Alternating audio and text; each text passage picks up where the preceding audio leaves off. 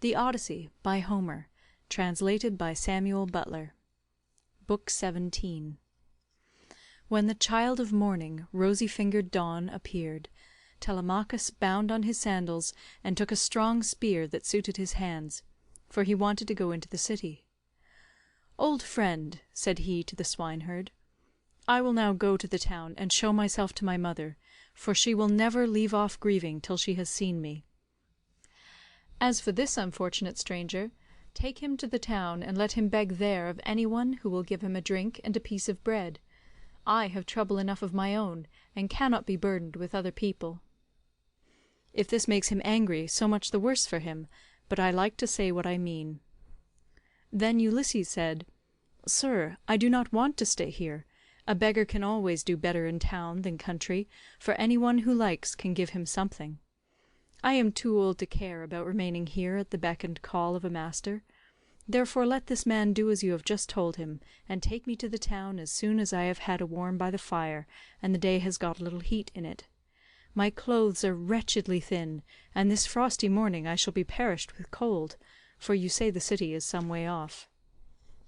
On this Telemachus strode off through the yards, brooding his revenge upon the suitors. When he reached home he stood his spear against a bearing-post of the cloister, crossed the stone floor of the cloister itself, and went inside. Nurse Eurycleia saw him long before any one else did. She was putting the fleeces on to the seats, and she burst out crying as she ran up to him. All the other maids came too, and covered his head and shoulders with their kisses. Penelope came out of her room looking like Diana or Venus, and wept as she flung her arms about her son. She kissed his forehead and both his beautiful eyes. "Light of my eyes," she cried as she spoke fondly to him. "Oh, so you are come home again. I made sure I was never going to see you any more. To think of your having gone off to Pylos without saying anything about it or obtaining my consent. But come, tell me what you saw."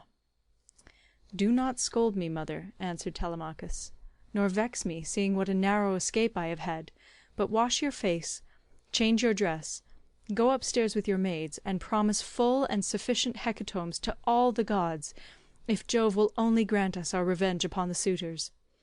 I must now go to the place of assembly to invite a stranger who has come back with me from Pylos. I sent him on with my crew, and told Piraeus to take him home and look after him till I could come for him myself."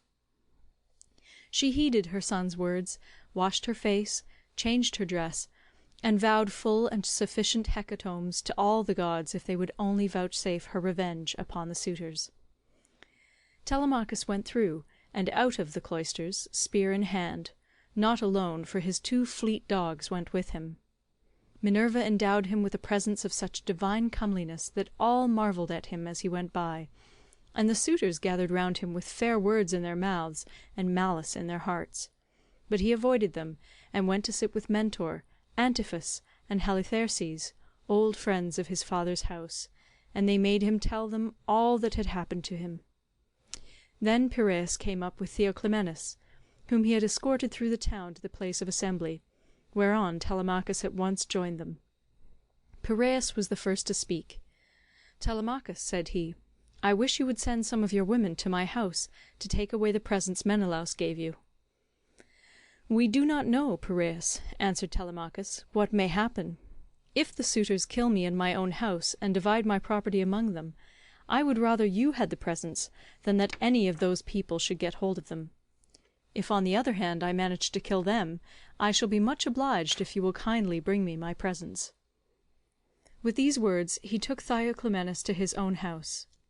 When they got there they laid their cloaks on the benches and seats, went into the baths, and washed themselves.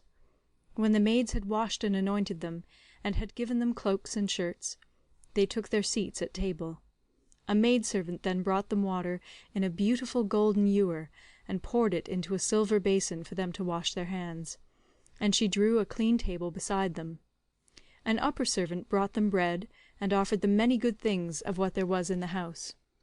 Opposite them sat Penelope, reclining on a couch by one of the bearing-posts of the cloister, and spinning. Then they laid their hands on the good things that were before them, and as soon as they had had enough to eat and drink, Penelope said, Telemachus, I shall go upstairs and lie down on that sad couch, which I have not ceased to water with my tears from the day Ulysses set out for Troy with the sons of Atreus. You failed, however, to make it clear to me before the suitors came back to the house whether or no you had been able to hear anything about the return of your father." "I will tell you then truth," replied her son.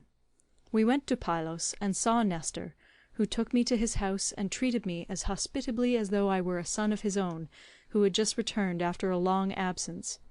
So also did his sons, but he said he had not heard a word from any human being about Ulysses, whether he was alive or dead. He sent me therefore with a chariot and horses to Menelaus. There I saw Helen, for whose sake so many, both Argives and Trojans, were in heaven's wisdom doomed to suffer. Menelaus asked me what it was that had brought me to Lacedaemon, and I told him the whole truth, whereon he said, 'So then, these cowards would usurp a brave man's bed?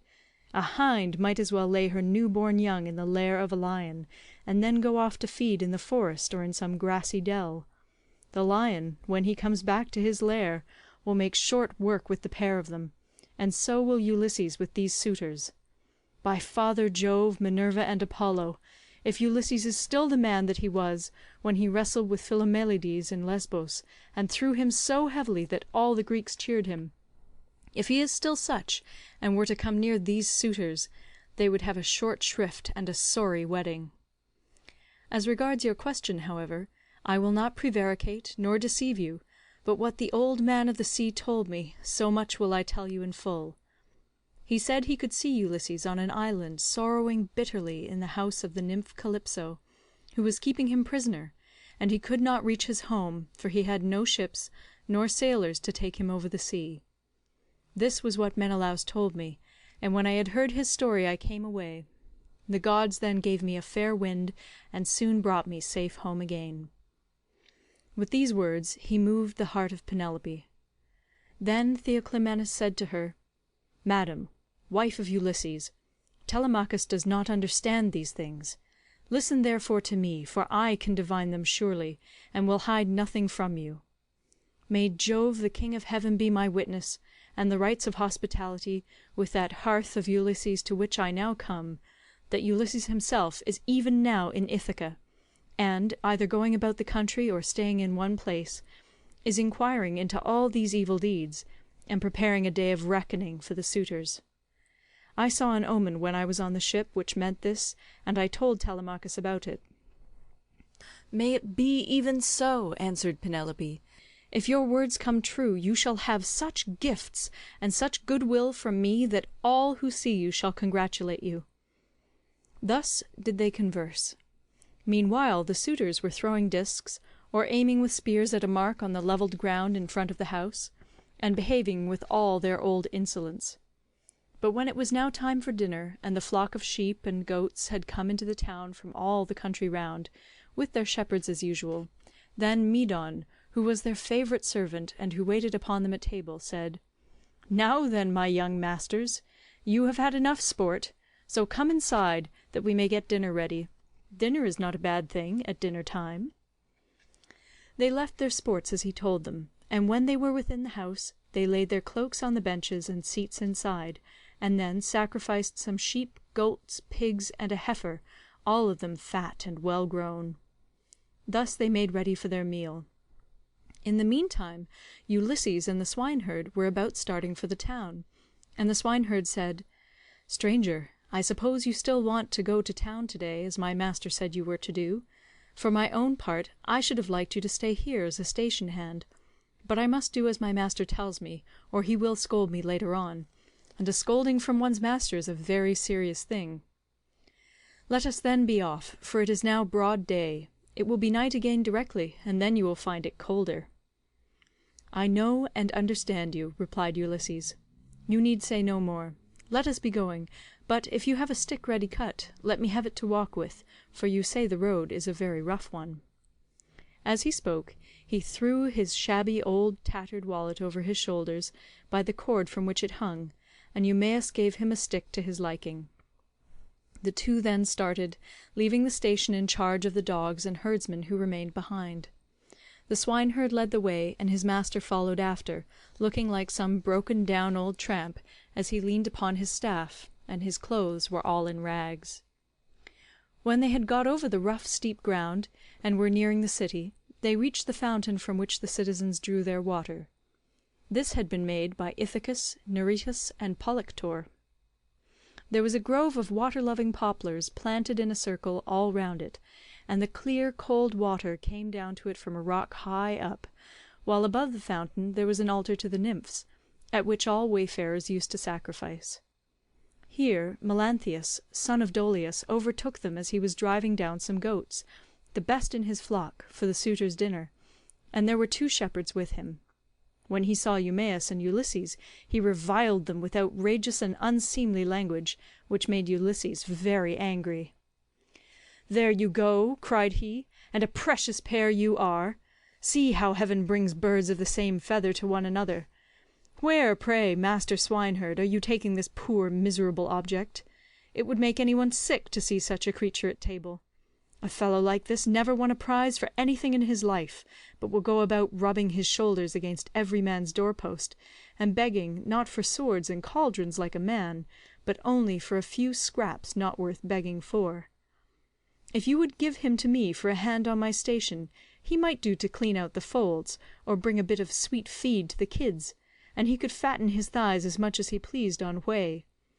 But he has taken to bad ways, and will not go about any kind of work. He will do nothing but beg victuals all the town over, to feed his insatiable belly. I say, therefore, and it shall surely be, if he goes near Ulysses' house, he will get his head broken by the stools they will fling at him, till they turn him out." On this, as he passed, he gave Ulysses a kick on the hip out of pure wantonness, but Ulysses stood firm, and did not budge from the path. For a moment he doubted whether or no to fly at Melanthius and kill him with his staff, or fling him to the ground and beat his brains out. He resolved, however, to endure it, and keep himself in check, but the swineherd looked straight at Melanthius and rebuked him, lifting up his hands and praying to heaven as he did so. "Fountain nymphs," he cried, "children of Jove, if ever Ulysses burned you thigh bones covered with fat, whether of lambs or kids, grant my prayer that heaven may send him home. He would soon put an end to the swaggering threats with which such men as you go about insulting people gadding all over the town, while your flocks are going to ruin through bad shepherding." Then Melanthius the goatherd answered, "You ill-conditioned cur, what are you talking about? Some day or other I will put you on board ship, and take you to a foreign country, where I can sell you and pocket the money you will fetch. I wish I were as sure that Apollo would strike Telemachus dead this very day, or that the suitors would kill him, as I am that Ulysses will never come home again." With this he left them to come on at their leisure, while he went quickly forward and soon reached the house of his master. When he got there he went in and took his seat among the suitors, opposite Eurymachus, who liked him better than any of the others. The servants brought him a portion of meat, and an upper woman servant set bread before him that he might eat.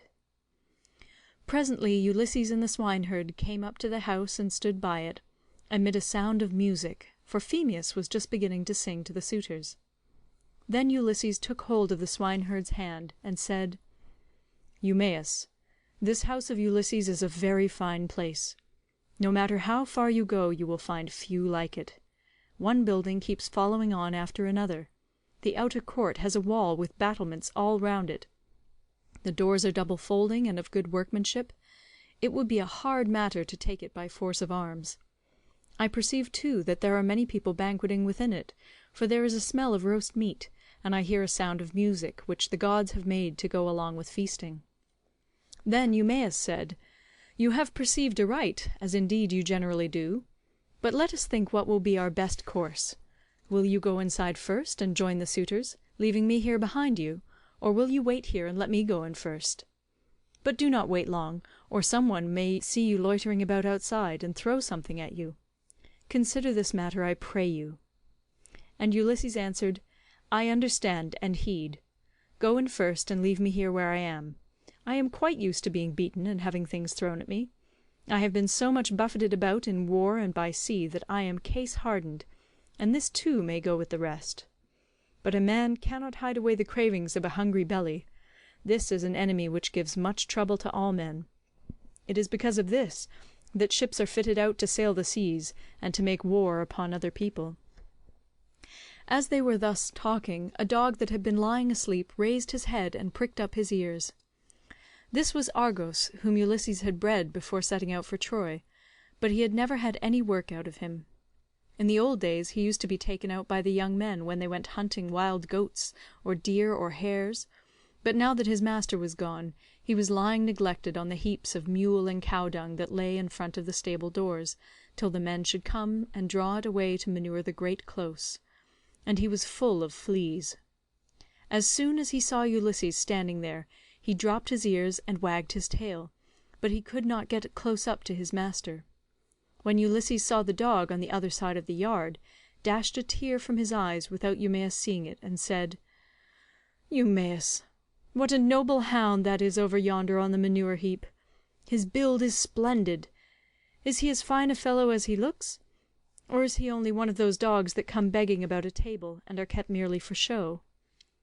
"This hound," answered Eumaeus, "belonged to him who has died in a far country. If he were what he was when Ulysses left for Troy, he would soon show you what he could do. There was not a wild beast in the forest that could get away from him when he was once on its tracks. But now he has fallen on evil times, for his master is dead and gone, and the women take no care of him. Servants never do their work when their master's hand is no longer over them, for Jove takes half the goodness out of a man when he makes a slave of him." As he spoke he went inside the buildings to the cloister where the suitors were, but Argos died as soon as he had recognised his master. Telemachus saw Eumaeus long before anyone else did, and beckoned him to come and sit beside him. So he looked about and saw a seat lying near where the carver sat serving out their portions to the suitors. He picked it up, brought it to Telemachus's table, and sat down opposite him. Then the servant brought him his portion, and gave him bread from the bread-basket. Immediately afterwards Ulysses came inside, looking like a poor miserable old beggar, leaning on his staff, and with his clothes all in rags. He sat down upon the threshold of ashwood just inside the doors, leading from the outer to the inner court, and against a bearing-post of cypress wood, which the carpenter had skilfully planed, and had made to join truly with rule and line. Telemachus took a whole loaf from the bread-basket, with as much meat as he could hold in his 2 hands, and said to Eumaeus, "Take this to the stranger, and tell him to go the round of the suitors and beg from them. A beggar must not be shamefaced." So Eumaeus went up to him and said, "Stranger, Telemachus sends you this, and says you are to go the round of the suitors begging, for beggars must not be shamefaced." Ulysses answered, "May King Jove grant all happiness to Telemachus, and fulfil the desire of his heart." Then with both hands he took what Telemachus had sent him, and laid it on the dirty old wallet at his feet. He went on eating it while the bard was singing, and had just finished his dinner as he left off. The suitors applauded the bard, whereon Minerva went up to Ulysses and prompted him to beg pieces of bread from each one of the suitors, that he might see what kind of people they were, and tell the good from the bad. But come what might, she was not going to save a single one of them. Ulysses therefore went on his round, going from left to right, and stretched out his hands to beg as though he were a real beggar. Some of them pitied him, and were curious about him, asking one another who he was and where he came from. Whereon the goatherd Melanthius said, "Suitors of my noble mistress, I can tell you something about him, for I have seen him before. The swineherd brought him here, but I know nothing about the man himself, nor where he comes from." On this Antinous began to abuse the swineherd. "You precious idiot," he cried, "what have you brought this man to town for? Have we not tramps and beggars enough already to pester us as we sit at meat? Do you think it a small thing that such people gather here to waste your master's property, and must you needs bring this man as well?" And Eumaeus answered, "Antinous, your birth is good, but your words evil. It was no doing of mine that he came here. Who is likely to invite a stranger from a foreign country, unless it be one of those who can do public service as a seer, a healer of hurts, a carpenter, or a bard who can charm us with his songs?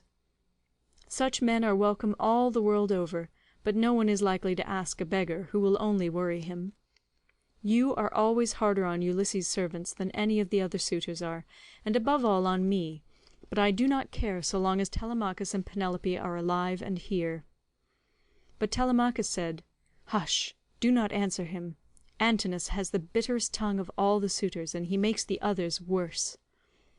Then turning to Antinous he said, "Antinous, you take as much care of my interests as though I were your son.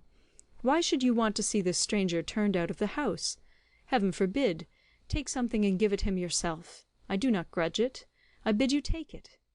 Never mind my mother, nor any of the other servants in the house. But I know you will not do what I say, for you are more fond of eating things yourself than of giving them to other people." "What do you mean, Telemachus," replied Antinous, "by this swaggering talk? If all the suitors were to give him as much as I will, he would not come here again for another 3 months." As he spoke, he drew the stool on which he rested his dainty feet from under the table, and made as though he would throw it at Ulysses, but the other suitors all gave him something, and filled his wallet with bread and meat. He was about, therefore, to go back to the threshold and eat what the suitors had given him, but he first went up to Antinous and said, "Sir, give me something. You are not surely the poorest man here. You seem to be a chief, foremost among them all. Therefore you should be the better giver, and I will tell far and wide of your bounty. I too was a rich man once, and had a fine house of my own. In those days I gave to many a tramp such as I now am, no matter who he might be nor what he wanted. I had any number of servants, and all the other things which people have who live well and are accounted wealthy, but it pleased Jove to take all away from me. He sent me with a band of roving robbers to Egypt. It was a long voyage, and I was undone by it. I stationed my ships in the river Aegyptus, and bade my men stay by them and keep guard over them, while we sent out scouts to reconnoitre from every point of vantage. But the men disobeyed my orders, took to their own devices, and ravaged the land of the Egyptians, killing the men, and taking their wives and children captives. The alarm was soon carried to the city, and when they heard the war cry, the people came out at daybreak till the plain was filled with soldiers, horse and foot, and with the gleam of armour. Then Jove spread panic among my men, and they would no longer face the enemy, for they found themselves surrounded. The Egyptians killed many of us, and took the rest alive to do forced labour for them.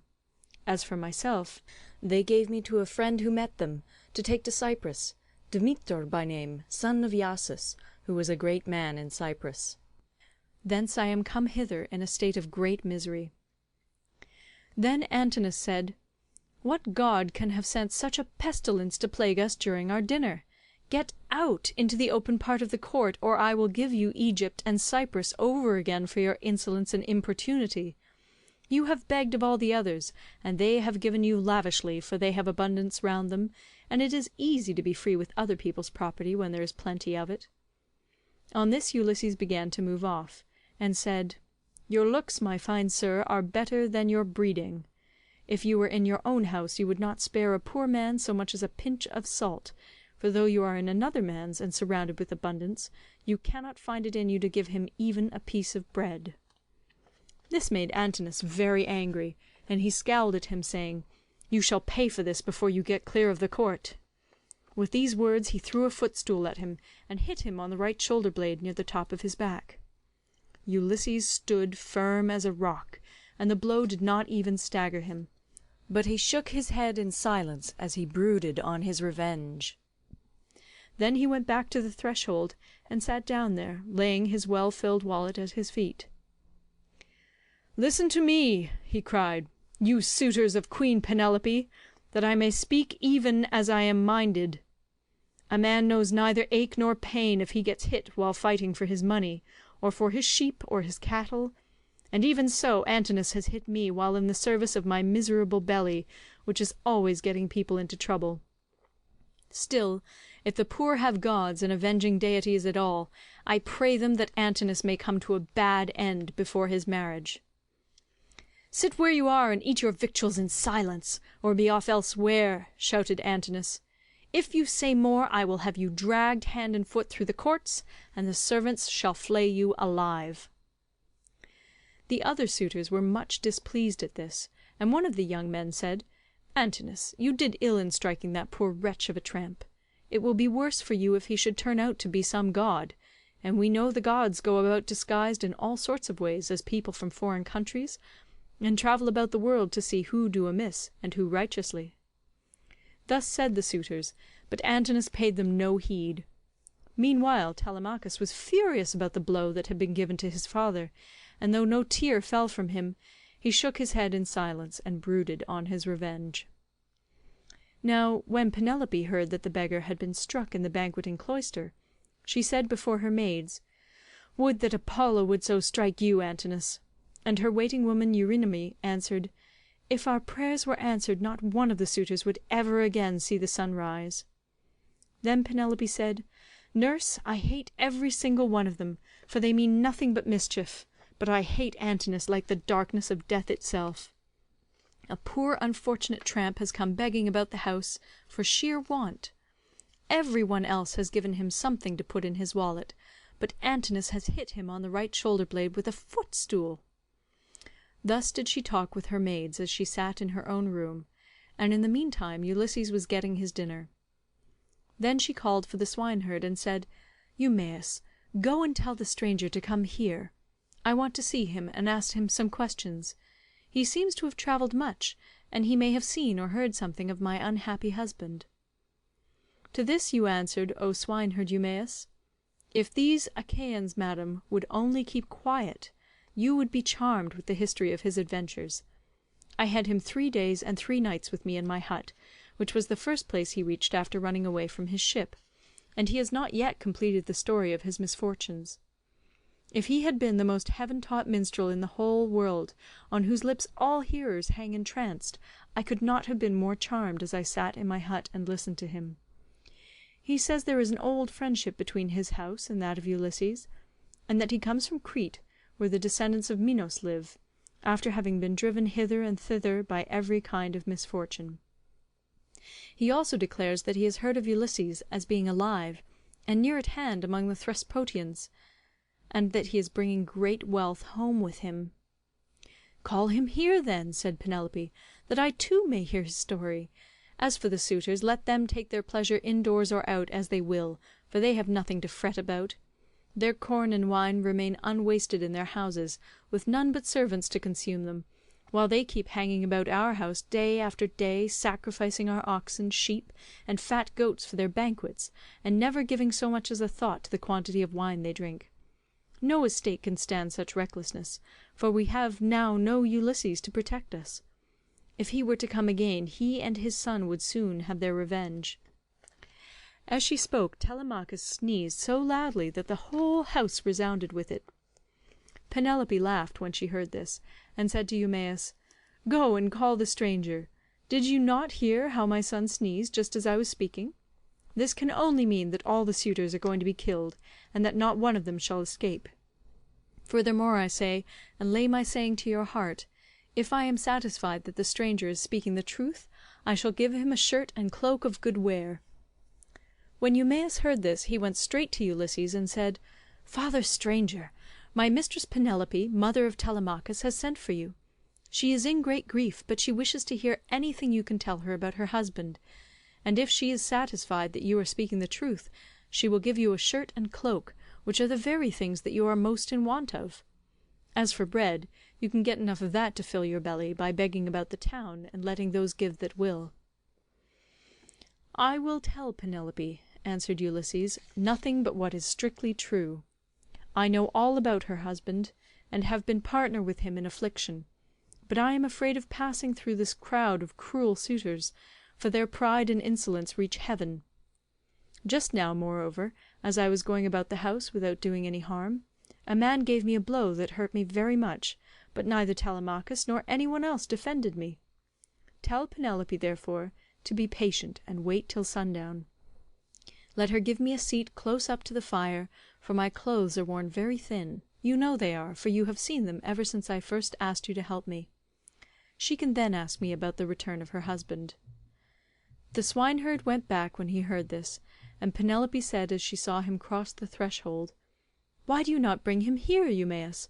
Is he afraid that some one will ill-treat him, or is he shy of coming inside the house at all? Beggars should not be shamefaced." To this you answered, O swineherd Eumaeus, "The stranger is quite reasonable. He is avoiding the suitors, and is only doing what any one else would do. He asks you to wait till sundown, and it will be much better, madam, that you should have him all to yourself, when you can hear him and talk to him as you will." "The man is no fool," answered Penelope. "It would very likely be as he says, for there are no such abominable people in the whole world as these men are." When she had done speaking, Eumaeus went back to the suitors, for he had explained everything. Then he went up to Telemachus and said in his ear, so that none could overhear him, "My dear sir, I will now go back to the pigs, to see after your property and my own business. You will look to what is going on here, but above all be careful to keep out of danger, for there are many who bear you ill will. May Jove bring them to a bad end before they do us a mischief." "Very well," replied Telemachus. "Go home when you have had your dinner, and in the morning come here with the victims we are to sacrifice for the day. Leave the rest to heaven and me." On this Eumaeus took his seat again, and when he had finished his dinner, he left the courts and the cloister with the men at table, and went back to his pigs. As for the suitors, they presently began to amuse themselves with singing and dancing, for it was now getting on towards evening. End of Book 17. Read by Moira Fogarty in Toronto, Ontario, October 2006.